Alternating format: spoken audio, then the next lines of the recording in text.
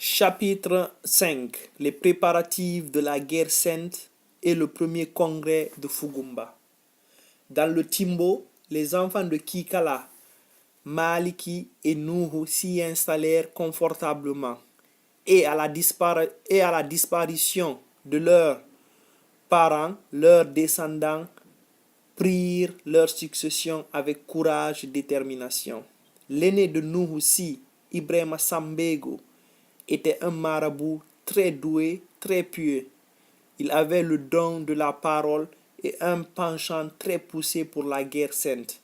Un jour, il dit à son entourage: Le prophète m'est apparu et m'a dit que si je priais Dieu, isolé des miens, il m'accorderait la gloire de convertir les infidèles et que je deviendrais le chef de mon pays. L'agitation qui régnait dans le Fouta Djallon à la suite des mauvaises dispositions prises par les Djalonkais contre les musulmans avait fait naître chez lui l'idée de se mettre à la tête du peuple Peul pour conquérir le pays. Suivant l'indication du prophète, Ibrahima Sambeko s'isola pendant 7 ans, 7 mois, 7 semaines et 7 jours dans une case où il pria tout le temps. Personne, même sa femme, ne pouvait l'approcher. Son repas était déposé à la porte de la case et quand il finissait de manger, il remettait les ustensiles au même endroit où l'on venait les chercher. À la fin de cette période de retraite, il reçut confirmation de la promesse que le prophète Muhammad sallallahu alayhi wa sallam lui avait faite. Il pouvait dès cet instant engager la lutte contre les infidèles. La victoire lui était assurée. Il se mit immédiatement en rapport avec les marabouts disséminés dans les provinces. Il groupa autour de lui ses proches parents et compagnons. Il convia à un congrès à Fugumba tous les musulmans dirigés par les marabouts installés dans les divers points du pays. Ceux-ci répondirent à son appel avec les notables les plus influents. À cette assemblée, 9 marabouts furent présents.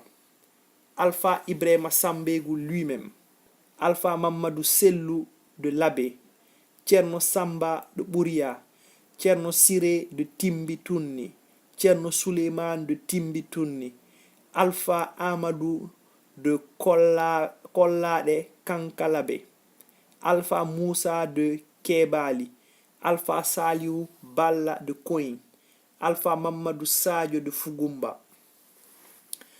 Ces marabouts étaient les chefs de leur région d'origine et agissaient en tant que délégués de la population musulmane. Le congrès décida à l'unanimité l'organisation de la guerre sainte contre les fétichistes.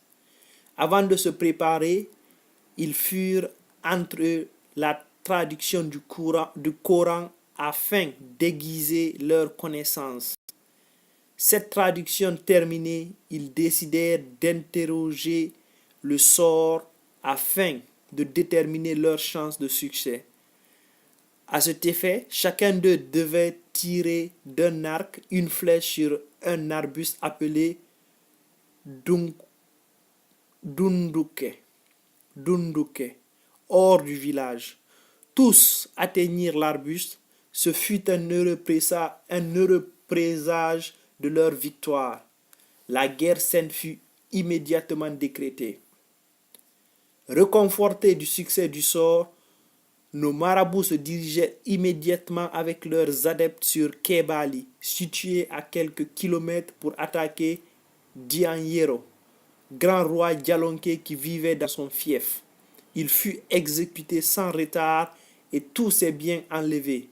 L'expédition ne rencontra ni obstacle ni résistance et rentra aussitôt à Fugumba. Quelques jours après, ils exterminèrent à Horetene, également situé près de Fugumba, une caravane de fétichistes revenant de Bundu, où elle s'était rendue pour commercer. Tous les biens rapportés de ce pays furent saisis.